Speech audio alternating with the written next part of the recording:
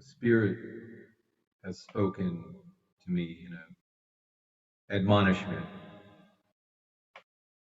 communicating a little less theatrics and more substance for the dear esteemed viewer.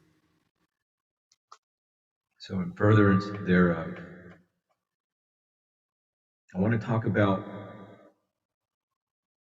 the critical nature of this transition, of understanding where we're at in this liminal transition point from one energy matrix to somewhat of an unknown energy matrix with rules that no longer apply as they did in what was known as the age of Pisces, a very dogmatic, rule-based, dualistic focused, third-dimensional construct. And where we're at now, especially as Pluto, the planet of change, the great planet of change, has entered into this house of Aquarius.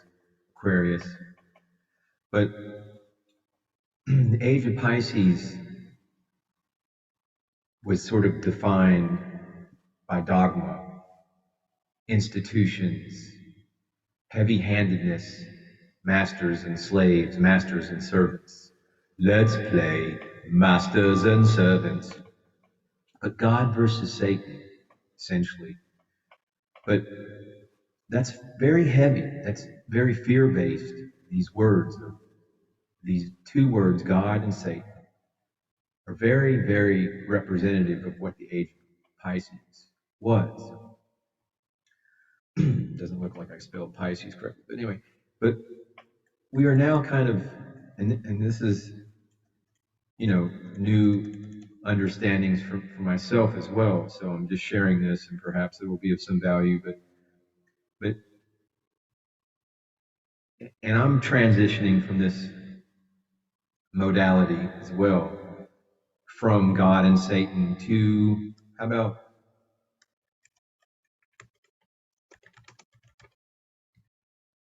if you're familiar at all with the, martial arts or Chinese or Japanese sort of metaphysics, philosophies, understandings, or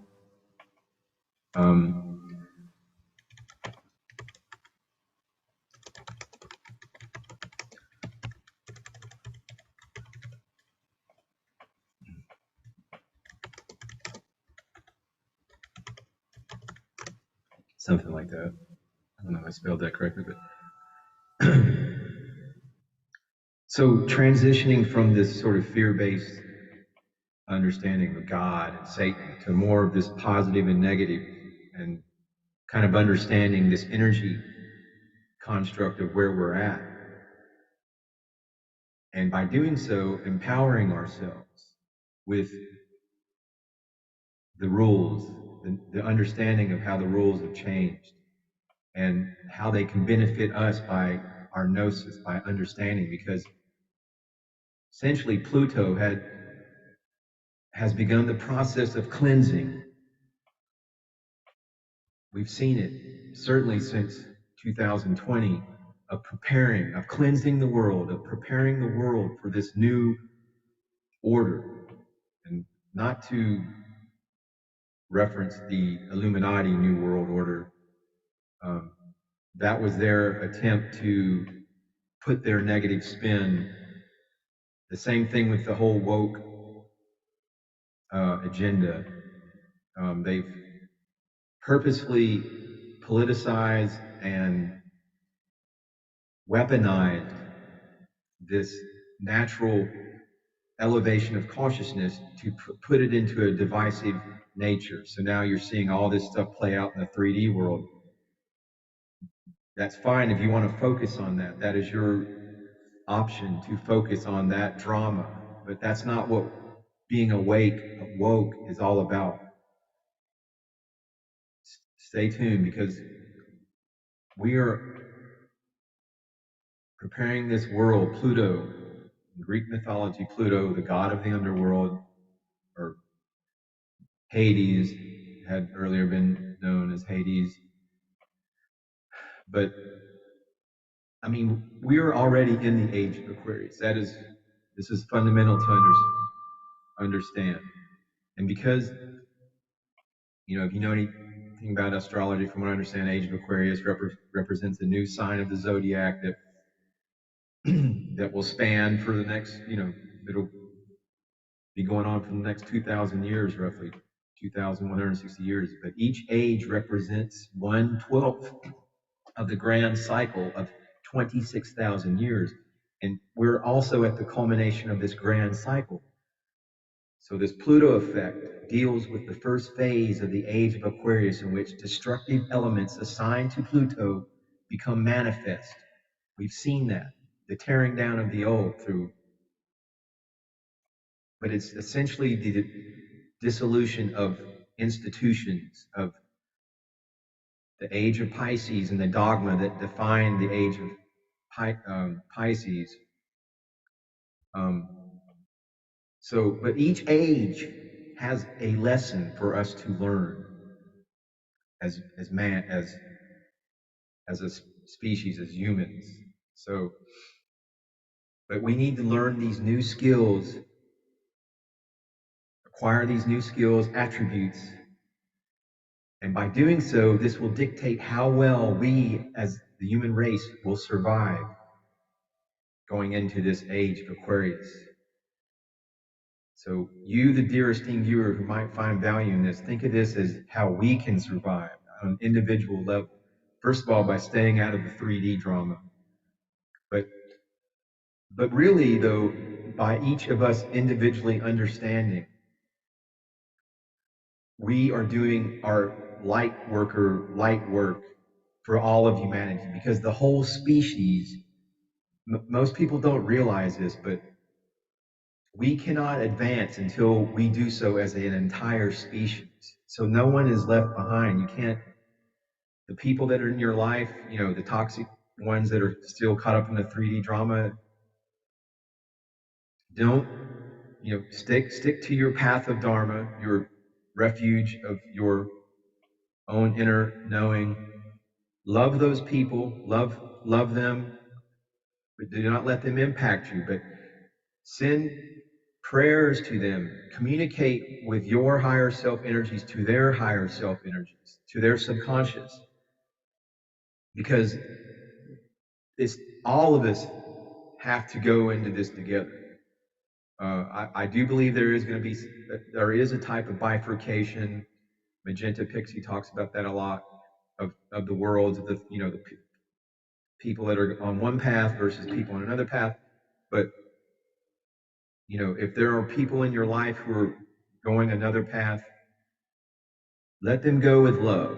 Let them go with understanding. But you don't have to forget them, but forget the aspects of their 3D, contentious, divisive nature. But love that aspect of them that has potential for the new earth, golden age.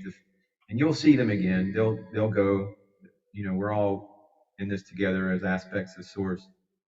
But things like rampant egotism, that defines this 3D nature where we're at right now, is holding us back. And each of these ages, Pisces ages, or even going back to the age of Aries, during which the emissary of like Moses, or Akhenaten, I think that's his Hebrew name. Moses was an Egyptian.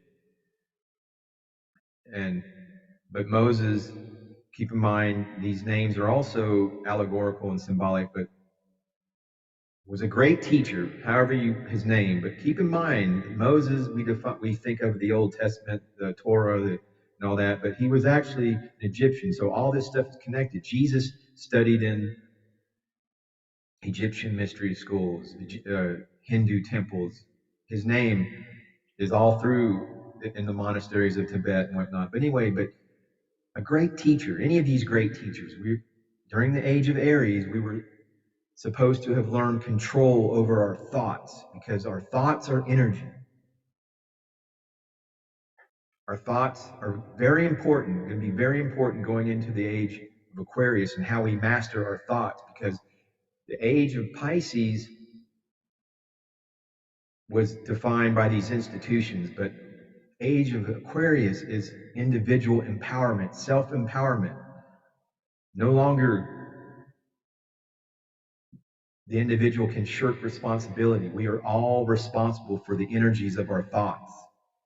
So if we must master our thoughts, we must master our energy. We all have our challenges, but in the age of Aries, learn control over our thoughts. When the Torah advised people in the age of Aries to go forth and multiply, it was not referring to sexual stuff, sexual multiplication, but to increase in the range of thoughts, of thinking, to increase reasoning power, rationality, to the potential of manifestation through reasoning power. Now, in the following age, the age of Pisces, the fish, under the teachings of Master Yeshua, fourth dimensional Yeshua, third dimensional Jesus, seventh dimensional Sananda, advise us to learn about the unity of all mankind.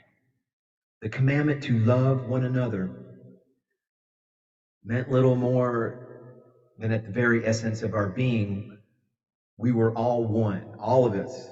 Which all these lessons, they tie in together. They all build upon one builds upon the other. But the very essence of our being, we are all unified. When we lose the ability to tell the difference between them and us, we would have fulfilled the lesson assigned to us during the age of Pisces. You know it. When you think good thoughts about another, you are essentially thinking good thoughts about you. When you become angry or upset with another person, you do damage to yourself. We are all in this together. That is the hardest lessons to learn. So yes, love your neighbor. But during the age of Aquarius, the individual man or woman, by the implicit command of his or her thoughts, would or will wield enormous power. We call this age that we are in now of the empowerment of the individual. So I wanted to just kind of start this new series of video focus off with that. But essentially, I'm going to try to follow up with this idea. I have a lot of uh, prepared notes for empowering of the individual through quantum understanding, modern day quantum consciousness, which in the age of Pisces, this was all known as magic and all these powers that we as co-creators possess that were given a negative spin by the institutions of those times, to include the teachings of Yeshua. Yeshua was a master magician, teaching people the law of attraction and the law of adding. But where we're at now in this age, it is vitally important to understand properly the energies in this new energy construct of what we're entering into, along with all of the changes that are taking place, dramatic changes. So gnosis and understanding and a spiritual practice and a path is vitally important. Taking refuge in the Dharma, your path, your spiritual path, and understanding, the more you have, the more knowledge you have, the more your light increases, the more powerful you become. And by doing so, you empower all of humanity, all of your brothers and sisters on this path to the golden earth, to the new age golden earth timeline. Or did I? Yeah, golden age timeline. But anyway, it's exciting times, folks. Exciting times indeed. Namaste. Namaskaram.